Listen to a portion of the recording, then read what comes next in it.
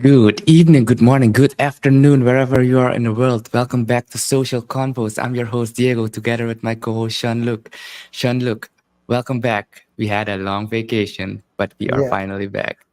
So for people tuning in, it might not feel like it because we uploaded last week a brand new episode as well, but that one was pre-recorded. We kind of changed the strategy a little bit from going live to semi-live, but it's something that we're going to try out for the next, I think, 100 episodes. And then when we're at 230 episodes, we might switch it up again. But I do want to say you did do something with your lighting. Now the difference is really becoming apparent, Diego. Is this a silent way of telling me that I have to step my game up? Yes, it is. This is not even a silent way. This is a direct way of telling you you need to step your game up. But yes, I've been investing in some lighting, in some. I actually have a green screen right back here right now, so it makes a big difference. I can tell you. But we're not here to talk about all this lighting setup for today. We're here to talk about some social media. So who Yes, do we and have there with is a us today? connection. There is a connection because she's somebody who likes to talk about video. She's actually been in the marketing, but I should say communication space for over a decade. And she does also have a journalism background. So which is really interesting because we have probably crossed paths quite often in San Diego, never had like a full lengthy conversation, also because we were on different teams during those conferences. But recently, I did get an opportunity to, for the first time, meet our guest for today in Washington during actually content marketing world.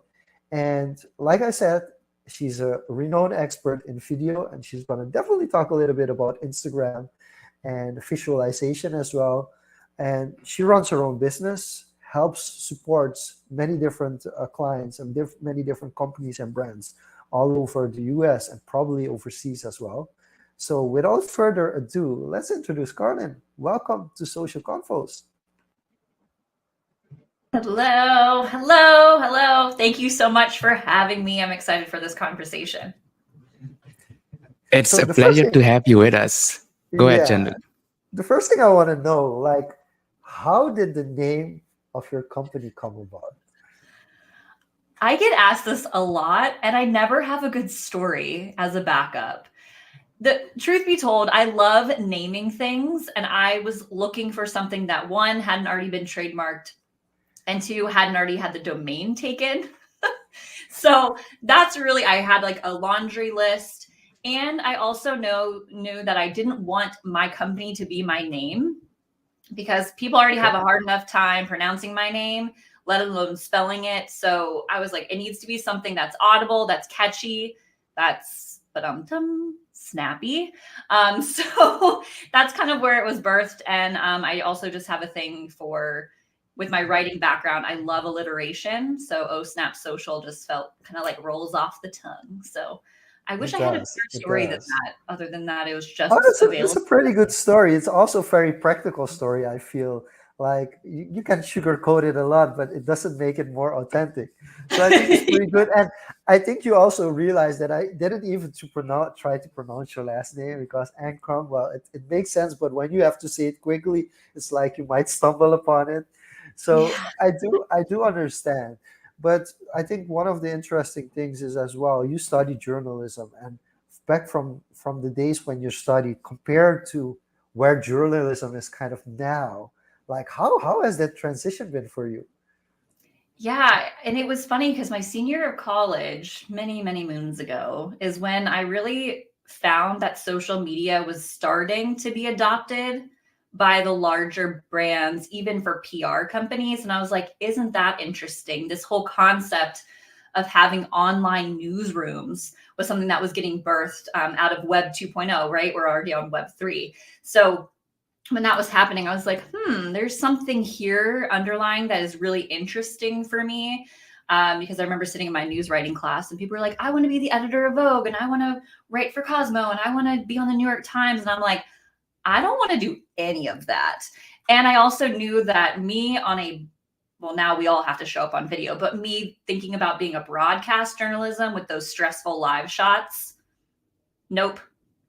Unsubscribe, not for me. Which is funny now because doing, podcasts and being in front of the camera all the time, I think it kind of prepared me to be better at it. I got a superlative in that class, by the way, for most improved. So it takes practice, people. Okay. It's not something that just is authentic and, you can, there's very few that can really shine on video right away. So, yeah, I mean, I've seen it What change so that everyone can be a journalist, I think is the big part right now. what would you say is the biggest difference comparing the traditional broadcast, like the news, versus something like video on a podcast, or just something on social media? Like, what's the biggest difference for the presenter? Yeah, it's more scripted. I think on the actual news, even live shots, there's a certain methodology of how you create content for news consumption. They also have to get the facts right, which I think is actually a downfall of being live on social or being live in a podcast, because it's really just your opinion, your experience through your lens of the world, versus the role of a journalist should be, keyword being should, be very objective, right? Like not so much your experience influencing the way that you're telling the story, but just telling the story as it is, as the details start coming to you. So do you feel that as a positive, in the sense that you just said like everybody can be a journalist now, or journalist with quotations? Do you feel it as a positive that more and more people in the world are able to tell their side of the story, or do you do believe that there should be a balance, and there should be a balance found somewhere? Yeah, if you're watching this, I'm kind of teeter-tottering in my seat a little bit, because it's yes, both. I think from my journalism lens is like, it gets dangerous when you have a civilian reporters out there on the ground, and we see it all the time, because news stations often pick up those clips that people are sending or they post on social. But I also think what's really interesting is it gives people the opportunity to see what's happening on a global level from like boots on the ground, so to speak. And that is super empowering, because it allows us as the consumer of that video content or of that story to make our own inferences, our own opinions, it gives us the outlet to educate ourselves even more on the topic, not from the guise that sometimes, and the bias that is filtered on top of a lot of news stories. Yeah, I think I can follow that thought process you just went through. And Yeah. when you like journalism, as you mentioned, you got to be objective. You got to come with the facts. But even then, there's biases, because you are working for a corporation. You are working for a Yes. broader news outlet. Yes. Whereas individuals on the ground, as you just mentioned, kind of experience that from a consumer, from a user's point of view. And oftentimes there's a huge disconnect between what is presented and what is experienced. So how would you say that the more independent journalists, the more independent news outlets could balance that, as in to be more trustworthy, valid, if that's the correct word? Well, what should these people look into or think about when they present their facts or their opinions? I think there needs to be context around whatever piece of content they're sharing, mostly because I've seen it where, a citizen is on the ground taking a video and then will kind of back out, and then the news organization, whatever it may be, will pick it up. But that person who they give permission to use that video, that citizen journalist, might not have specifics on that video. So then there's a disconnect, to your point, of what are we actually looking at as like a news reporter and as people viewing traditional television through that lens. And so if you are out there, boots on the ground, filming something and a world event, a breaking news story, weather, a lot of turmoil that's happening in the world right now, is the news organizations often have to rely on those citizen journalists because they're the inside into what happens to be a lot of the time no man's land, right? Where people can't get to, where there's no service, it's kind of this hand holding that has to happen. But as someone on the boots on the ground, you have to also make sure that you educate the journalists of what you're seeing, where you are when you're taking that, what was involved, giving them the details if you can, because that is powerful for them to have all of those details. And as a former, being really in that journalism world, we have to know the who, what, when, where, why, how, and so what. Why will people care about this particular story? So that was the past, and now you kind of transitioned from the journalism to your own brand, to your own company, OSnap. Kind of more fun, kind of more creative, kind of more viral focus, video focus. Like, how was that transition coming from the facts and to the more fun for you? Like, how did you approach that, and why did you approach it in that way? Oh, that was an easy transition. Sign me up for more fun. Like, the best stories that I got to tell ever were the ones that were more human interest based anyway. Mainly because they were more interesting to people. And plus, like, let's face it, a lot of news these days, I mean, for probably since the beginning of time, has always been bad news, right? It's just like the good news, the kind news, the things where people are doing great in the world don't make the headlines. They just don't. And so being part of the social media sphere, that's what I want to highlight more of, is people doing awesome things in the world, whether it's businesses or individuals on other people's teams, like really highlighting their story, their why they're bringing that solution. So that was an easy transition. I was like, sign me up for more fun and more kindness. Great, let's do that. It's funny that you mention that, because like, why is that? You just said like the headlines, like the negative headlines. Is it because more people are affected by it than if it's good news? What does happen? It sells, Jean-Luc. It just sells more views, more papers, the doom and gloom. It's just something. I mean, I'm not a psychology professor, so if my client who's a psychology professor is listening to this, feel free to leave a comment and set the record straight. But a lot of it has to do with how we're wired as humans. Like, we want to know like the doom and gloom because that's more interesting than everything being like great in the world, like, which is funny but true. So I think it's some kind of survival instinct, right? If you look at the evolution, but also on the other spectrum, you just mentioned fun. Is there anything that comes to mind that maybe in the past week or month that immediately comes to mind that you thought, oh, this was fun, this was a amazing, cool headline that more people should know about? oh my gosh, like that's few and far between, if we're being honest. I've been consuming a lot of pet news lately, so like fun dogs doing like really cool stuff. I just read, actually I think it was a reel that I consumed, go figure, but it was about this guy who creates like a safe haven for dogs that won't be adopted, so they're either going to be euthanized.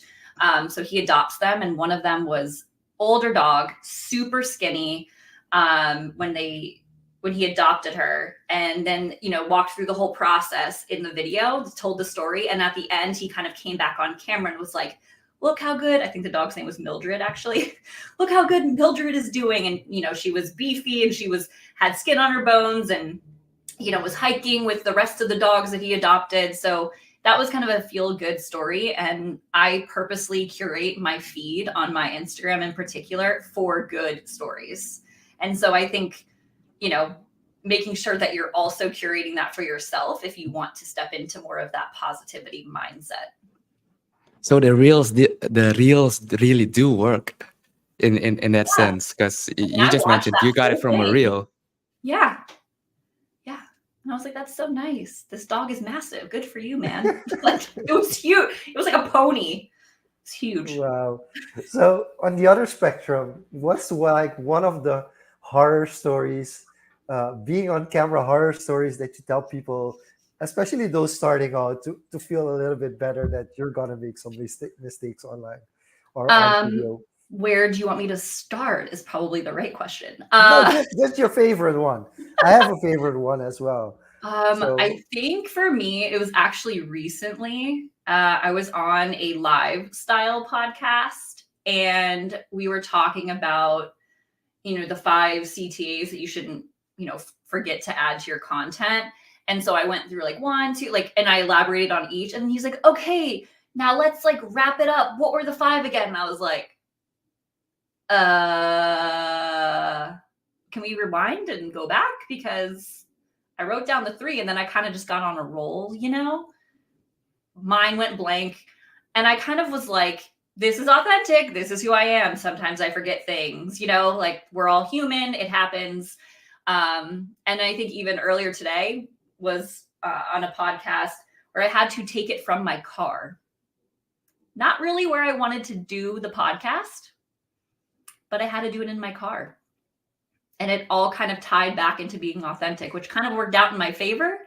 But I didn't want to reschedule because it was kind of one of those things where nothing was aligning. And I was like, let me just pray the internet's golden and I'll take it from the car because this morning was a little wacky, but I made it happen. So a lot of podcasts going on today. That's good to hear. I just actually had my blunder like 5 minutes ago. We started off this recording, and I was like, I don't have any water, but I don't want to keep them waiting. Yeah, it's fine. I'll go through the hour. And then all of a sudden I just started coughing. So when people are watching this or listening to this, you should realize that I just jumped off this live just to get some water because for some reason I couldn't stop coughing without any water. So yeah, these things tend to happen a lot.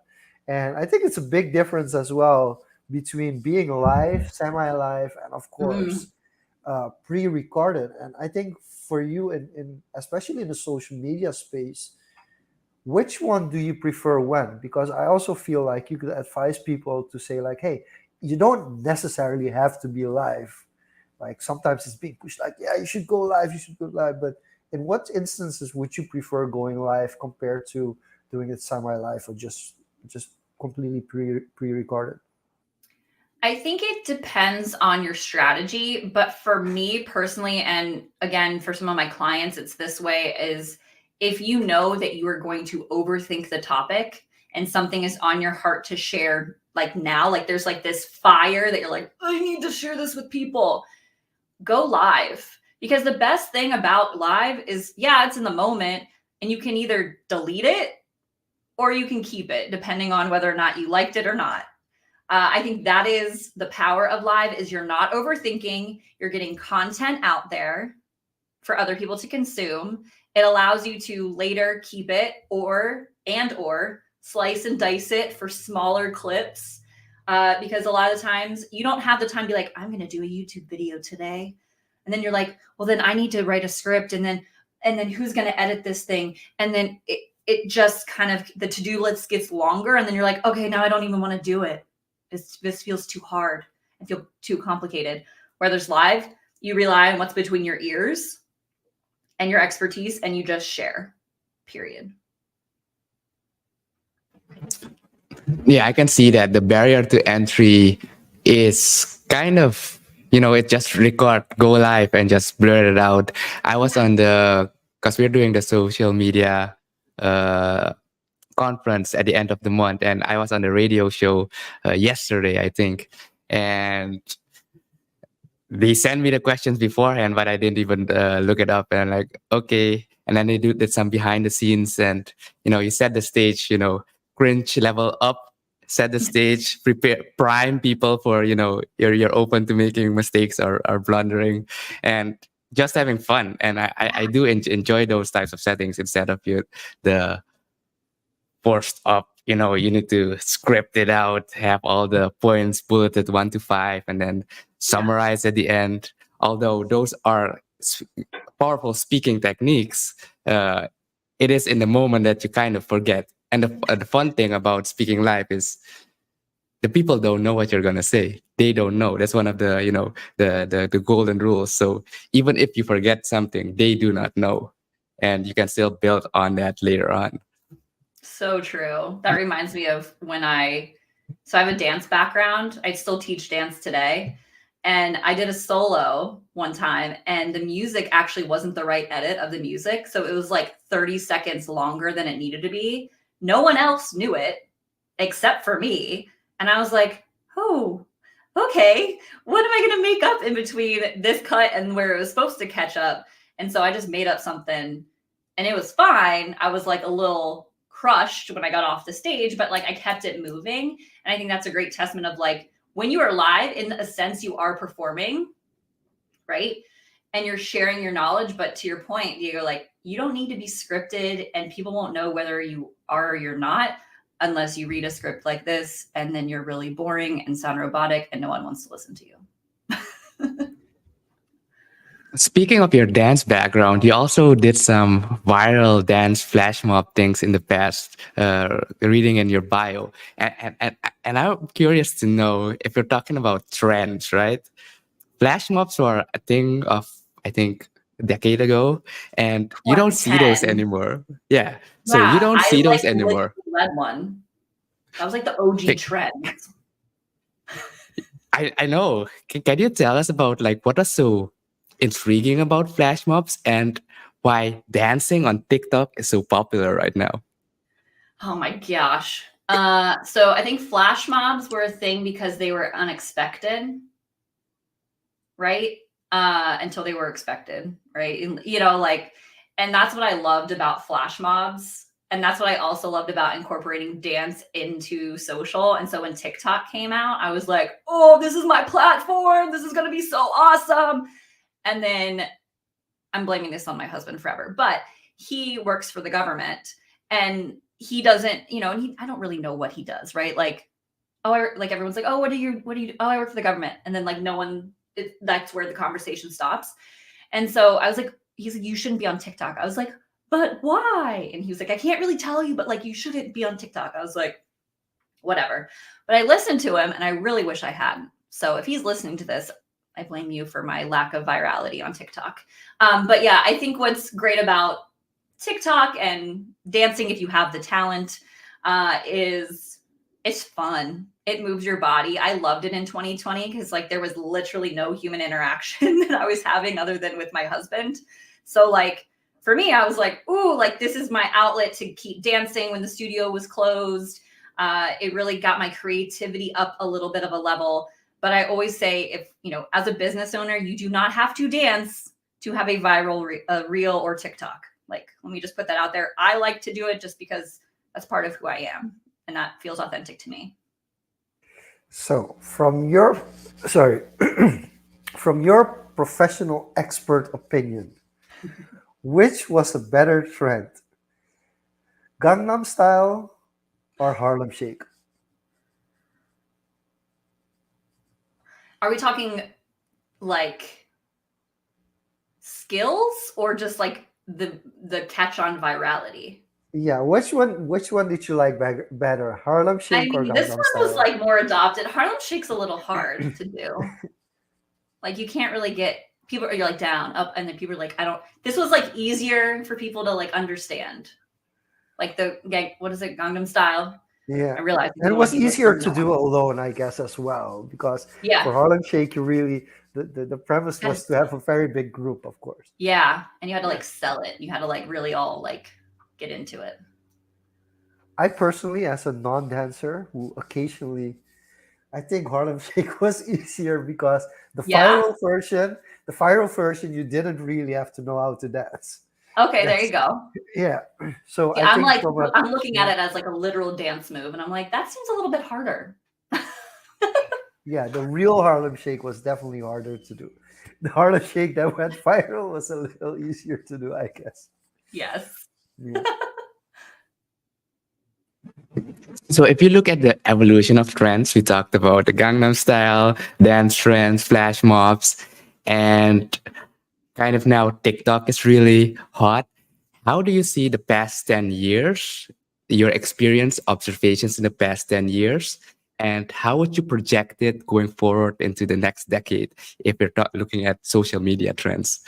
Yeah. I think something, and there's been a lot of conversation around this, but something that I definitely see happening is our internet becoming smaller and smaller and smaller, meaning more community-based content, more niche-specific content. And we're already seeing this within platforms like Discord coming out. Well, I mean, it's been around, but having it more widely adopted. I think in 2020, when we were all craving human interaction, Clubhouse was like another example of not necessarily a social platform, but a community platform, right? It has since kind of died off because we're all like back into the groove of hanging out with other humans in real life. But I definitely see community being the driver of all of the content that's coming through. And that could be, yes, trends of like dancing and learning choreography if that's what you're into, but it could also be what we're seeing a lot of right now. It's just a bunch of B-roll with tips over top of it.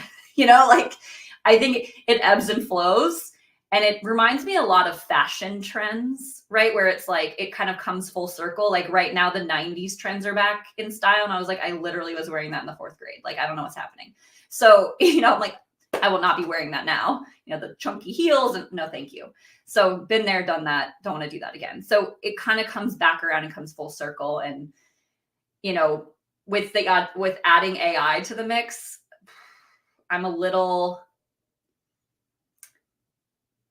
I'm cautious, but I'm also not naive to the fact that this is happening and it's getting smarter by the day.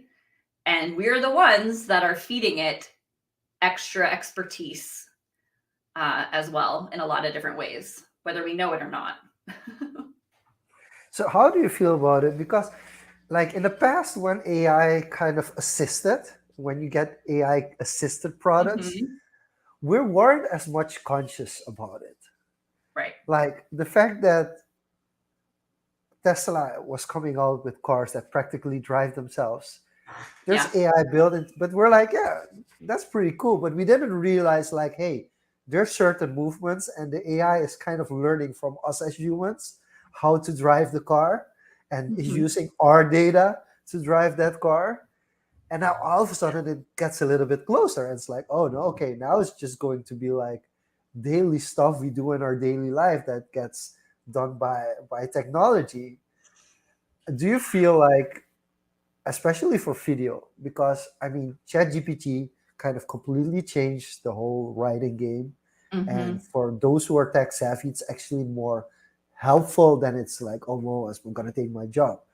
But from a video editing perspective, how long do you think it will take before it's like, hey, we're just going to take this episode, run it through an AI, and the AI just gives us like the 10 best cuts for TikTok or Instagram Reels? That's already happening.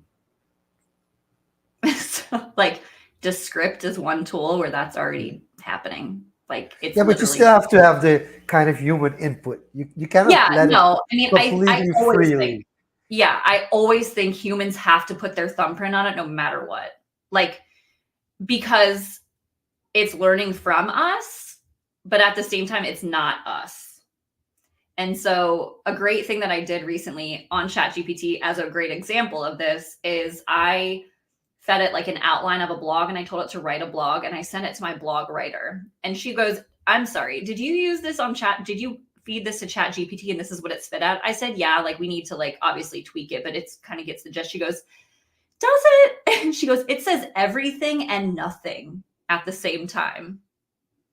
I was like, that is so interesting. So she is not a fan of anything AI, as you can imagine. She's a writer. But it helps me get my idea from a speed perspective off the ground. For video, I think it's only a matter of time. I think there's so many at Content Marketing World where we both were. I was at the marketing analytics side of that conference. And there was like a slide that someone had up on their screen. And it was like all of the AI tools that had been developed since just last year. There was probably over like 70, right? And the square for video was like, there was like, 15 to 20 in that one square. So it's happening fast. Are all tools created equal? No. But I do think eventually it'll be there to make our lives easier. But I hope and pray that we will always have the need to put our own thumbprint on it. So, we'll see. So I'm thinking of a metaphor, but before I bring it up, so now the people that use AI or start learning to use it, yeah, programmers, creators, they kind of have a significant advantage in terms of efficiency, speed, and performance to dish out content.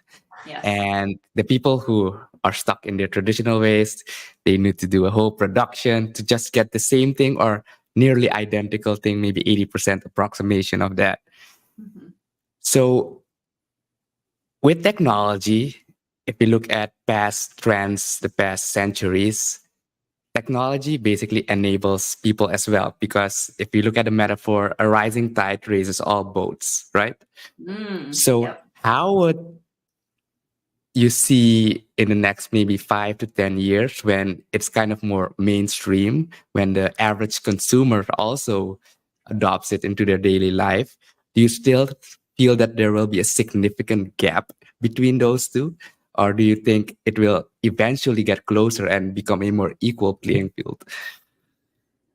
I would hope there would be a little bit more of adoption, but I also think there's always going to be those laggards, right? Like there's always going to be people that are not adopters of anything. It's just like thinking about, the older generation that's around, like they weren't here when cell phones were like common, and they're not going to be equipped to know how to use the tools. So there's always going to be for people to help people use it better or teach them what works well. It's just like when you're creating anything for social or anything for video, there's always a threshold of knowledge. And it's up to us as like creators and people in the tech space, because whether you're a social media video person, like we are in the tech space these days, we have to be magical unicorns that can do it all, right? I mean, it's true. Like we got to write, we got to be able to edit, we got to know brand and voice and tone, we got to know how to film something with proper lighting, like audio. We got to do it all. And like, thank goodness, shout out to my university, JMU, James Madison University, who set me up for success in all of the things, right? Because it's helped me to do all of the things. But I think there's always gonna be laggards, and it's up to us who are on the forefront right now to bring people along. But also know that we are not in the business of convincing people that it's worth their time to learn now. I think that is something, I just had this conversation with that same blog writer, and she was like, I can't write this blog for you. It was about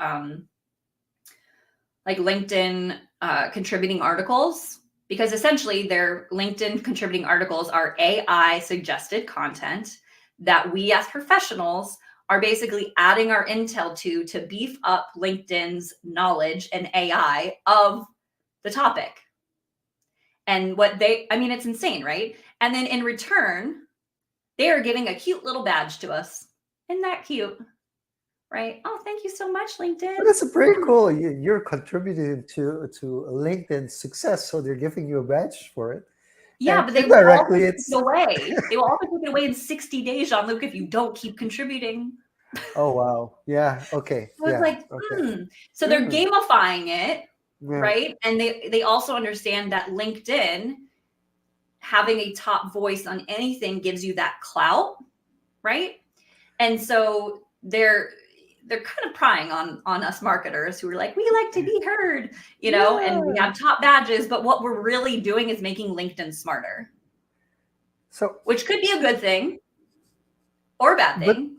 Let's transition this into like for business and for business and brands as well, because you mentioned clout, which is basically, of course, there's some metrics behind it, but it's also the perception of others that plays a very important role versus the data. And you just mentioned that you went to maths, and I mean that's the analytics side of it.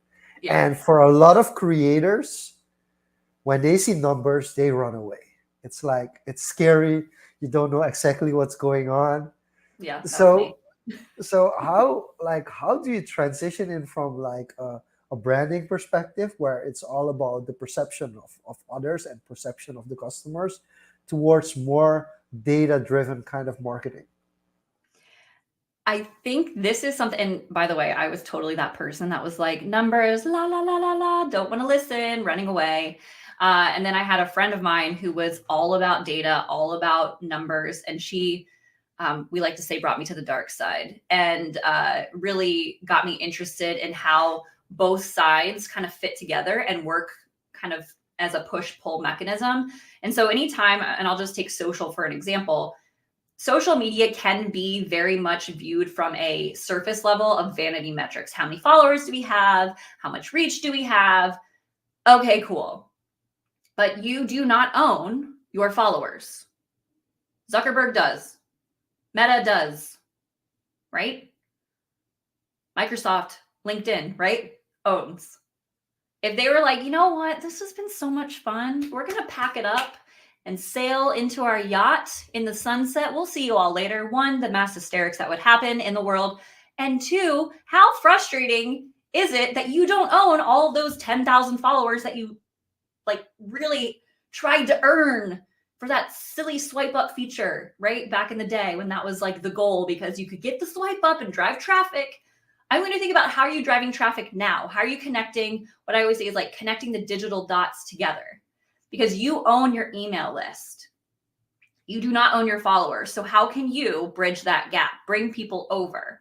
And so that is the biggest thing that I always tell clients is like social media, what does success look like for you? And that determines what we address as our SMART goals, our, specific, measurable, attainable, relevant, and time-bound goals that lead into, I'm going to nerd out for a second, sorry.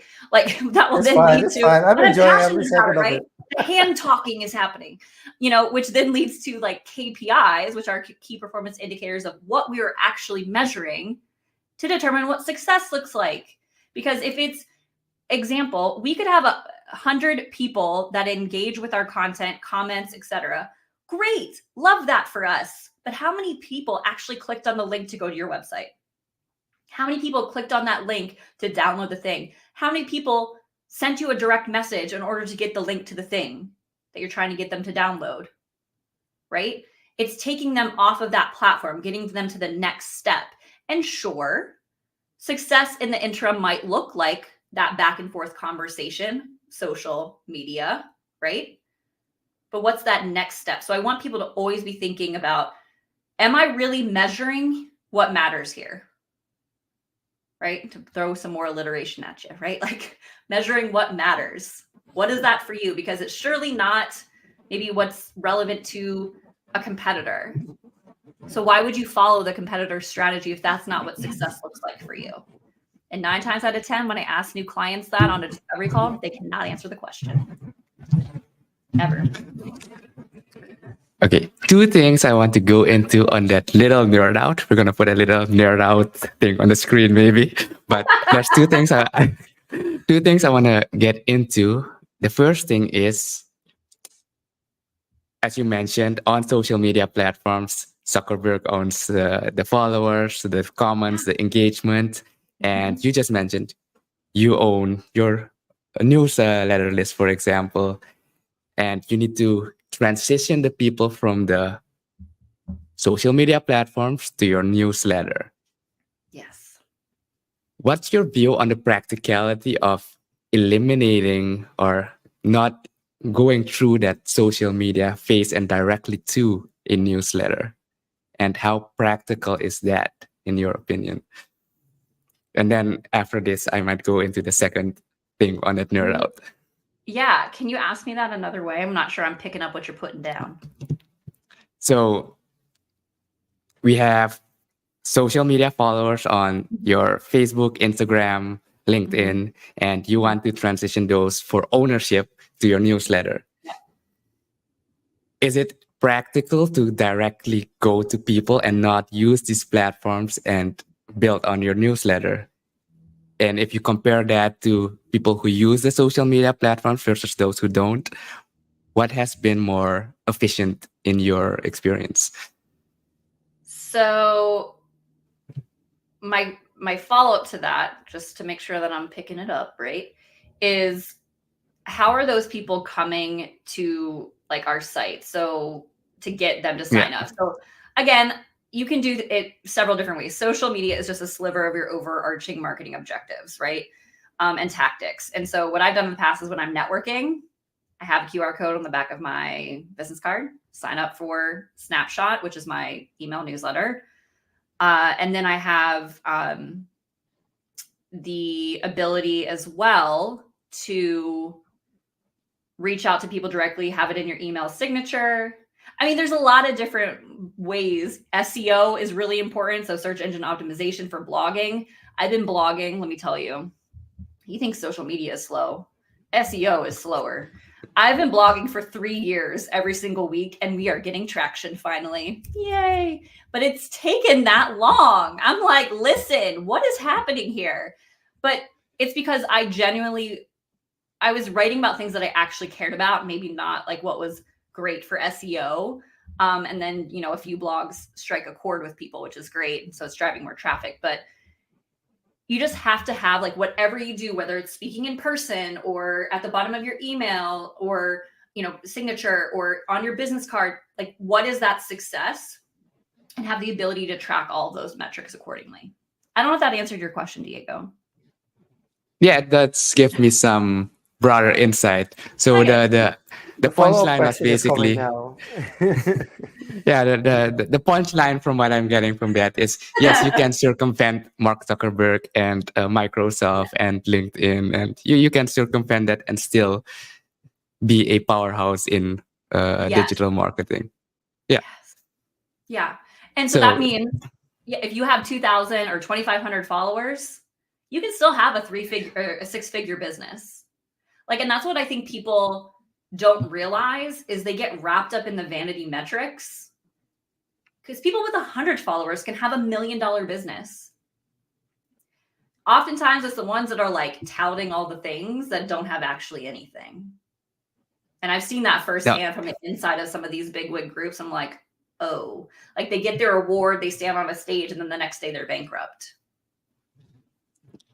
No, I'm happy you made that visualization for people just to understand that, there's options. It all depends on your strategy and how you want to approach it.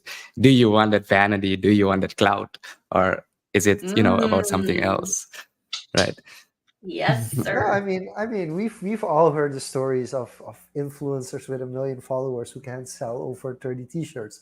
So I mean, there's of course there's some nuances to it. I think it goes both ways, because I do believe if you have a bigger audience, you will probably, in general, be able to sell more if you have the right audience for the products you're sharing. And I think that's one of the things that people often don't recognize. And this is a discussion that I have, especially with young women, around what are you posting on Instagram? Because if you go a certain direction, people are going to expect that direction. And once you get children, then something comes up and you're like, should I change the direction? And then people with big followings just completely stop, because, oh, this is not the thing I want to do anymore. And it's not just women. Doesn't it's align, men. right? It's men as well, because you have certain interests at a certain age, and then your interests change. How do you transition, and how do you kind of reinvent yourself? But on the topic of ownership, I am interested, like, how do people make a decision between starting a newsletter on LinkedIn versus having your newsletter on your own website, starting a blog on Substack versus starting a blog on your own website? I mean, there's the ownership issue, but then there's also the we do things for you kind of thing. So it's kind of, how do you decide on that? Saying like, okay, I'm okay with Substack or LinkedIn having my content, but in return, I get a couple of niceties that I really want to have, versus no, I'm gonna all put it on my platforms, but there will be a threshold for people to get there. Yeah, I think it's exactly what you said, making those decisions, but also having the reality notion that LinkedIn, because this happened to me and I need to be better about it on my side, but I'm picking and choosing where I'm spending my time right now. But LinkedIn, back in the day, there were just articles versus like newsletters now, which basically is the big bucket that houses all the articles that you had, because you could never find articles ever on the platform. But I had a article go viral on there. And it was from a blog that I didn't think got enough attention on my blog. And I'm like, let me just go put this over here and see what happens. It went bananas. And I had a call to action. It was about like how to find your LinkedIn SSI score. People love data. People want to know how they rank. I heard about it and I was like, does this really matter? Is this a thing that people care about? Apparently, a lot of people did. I showed up underneath LinkedIn, like their how-to article, number 2 on Google for that, how to find your LinkedIn SSI score. People were going back and forth, leaving comments because they were, I was like, let me know your score, screenshotting it, dropping in their, and then it in turn kind of did that virality thing where it got a lot of engagement and boosted it up. But the first thing that happened, because I put it on LinkedIn, it allowed me to use LinkedIn's, I'm going to air quote this, like domain authority, meaning they get a lot more traffic to their site every day than osnapsocial.com does. So I was leveraging that, and it got me more attention and got me, audience, got people in my DMs asking questions. It then spun out of another article idea as a follow-up. So because I was listening to what people's like pain points were in that. So just try a lot of things, especially if you're newer to a specific platform, try a lot of the things and see what's working for you. Something else that I've done in the past, I'm a big fan of repurposing content. So I'll take a newsletter that I did like a while back. And if it did, You don't have to give the specifics. Don't worry about it. Well, anyway, repurposing your content. Don't reinvent the wheel. The end. So no, but to go to repurposing your content, because and now of course Instagram Threads is up. So how interesting is Threads for getting your golden nuggets out of your blogs and posting that? Is that a strategy that you would feel like would work on the long run, or it's like you're already shaking your head like no? I was mad because they launched Threads like during a holiday week here in the States. And I was a little mad. I was like, I was supposed to be taking off. And there goes Instagram being like, we're launching a new thing. And I'm like, oh. So I'm always an early adopter. I have not opened Threads probably since that first week of July when it first came out. I just didn't open it because as humans, we only have a certain amount of bandwidth. And I think this goes back to where are your priorities? Where do you know that you can be consistent? And for me, it's not showing up on Threads. I think Threads had a great timing because Twitter was and still kind of is in a chaos scenario, which is why I stay far from it, because I'm like, I don't know what's happening over there. Threads came in when all that chaos was happening and saying like, we're here to, end Twitter and here we are, and I think that worked well, but I don't think a lot of people are adopting it. I think people like hopped on to see what was happening because it's like, oh, this feels like old school Twitter, like, and where I can be truthful. And I think all the kids were saying like, I'm unhinged, quote unquote, unhinged over here. Like, this is where you can find all the tea that I'm spilling. And I don't know. I'm just not there. Yeah, I had the same thing with Threads. I downloaded it, checked it out. We had an episode on it. And then after that, I never went back to it. It was a closed book. I just haven't done it. I feel like it would be super easy for people who, don't have the bandwidth, capacity, resources to create anything visual. But nowadays, like visual can be as simple as you typing on your computer and putting something, text over it. Like it doesn't need to be hard. So yeah, I agree. So the last thing I want to bring up is basically the second thing I wanted to bring up during the nerd out is we mentioned ownership quite a lot and the weight of ownership. And earlier in the conversation, you mentioned, we're transitioning from Web 2 to Web 3. And ownership is a big pillar in that. Mm-hmm. So how would you describe Web 3 for the people not familiar with the term yet in social media context? Ooh. Gauntlet drop, Diego.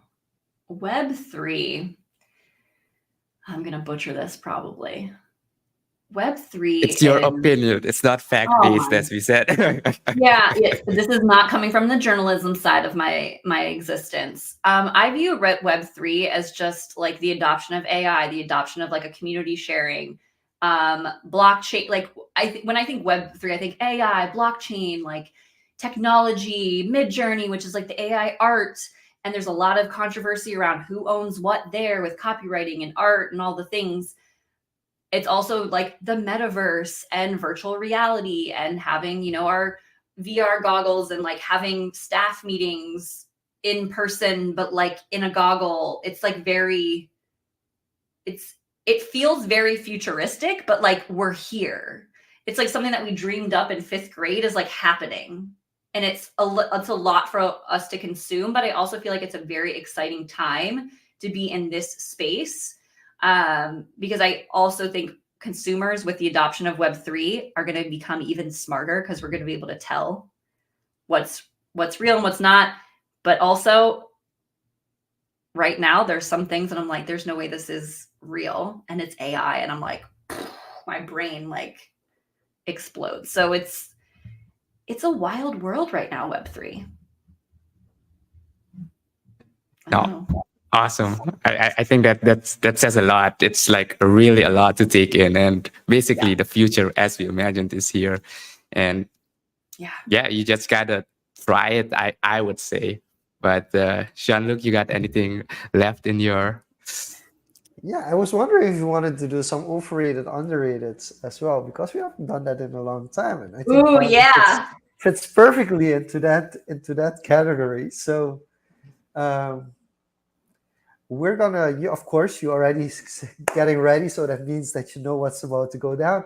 For those who are less familiar, we're gonna ask Karlyn a couple of questions, and she's gonna tell us whether or not she feels it's overrated, underrated, or properly rated. And we're gonna start off easy. Facebook ads, overrated or underrated? Underrated. Still. Okay. I'm actually surprised by that one. Okay, for me, Discord, overrated or underrated? Underrated. I think a lot of people don't know about it. I think it's definitely the silent, silent killer, so to speak, that's coming or has been here. It's just being more mainstream.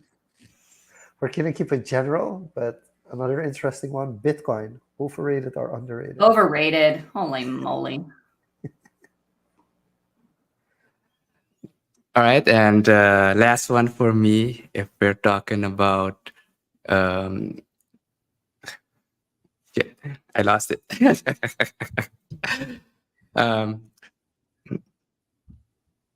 Influencers, overrated or underrated? Overrated. Sorry if you're an influencer watching this, but overrated. There's a few that you're like, overrated. Yeah. Okay, but we're just talking general influencers in general, not specifically certain influencers. No, I think it's really interesting, everything that you shared with us. I think this was a very fun episode, and that's what we wanted, because Karlyn already said you should be in it because it should be fun. Before we close off, if people listen to this or watch this episode of Social Confoes, where can they connect with you? You can go to my website, osnapsocial.com/resources also. And so there's a lot of freebies there for you. And then, of course, on Instagram and LinkedIn, you can just search OSNAP Social Karlyn on Instagram and my name, Karlyn Ankrom. And I don't think there's that many of us around. So you can. And the final question, what do you have in store for the next 3 months? I'm working on my Black Friday deal. Listen, it is time. Last year, I did not prepare, and it showed in my numbers. So this year, I'm coming full force. So stay tuned for that. I'm really excited about what we have up my non-existent sleeves at the moment, but up my sleeve to help business owners get on the fast track to unsticking their social. So I'm really excited about that. And everybody in the world can join in for the course? Yeah, awesome. Come on. Yeah. Awesome. With that being said, Karlyn, it's been a pleasure having you on Social Convos. For those listening in or to the recording, don't forget to subscribe to our YouTube channel if you want to watch. If you're just listening, tune in on Spotify, Apple Podcast, and follow us on Instagram at Convos, and also subscribe to our newsletter at convos.substack.com. So that's it from my end. Jean-Luc, You're anything else? really getting And the roll us hang of out. it. I'm so proud of you.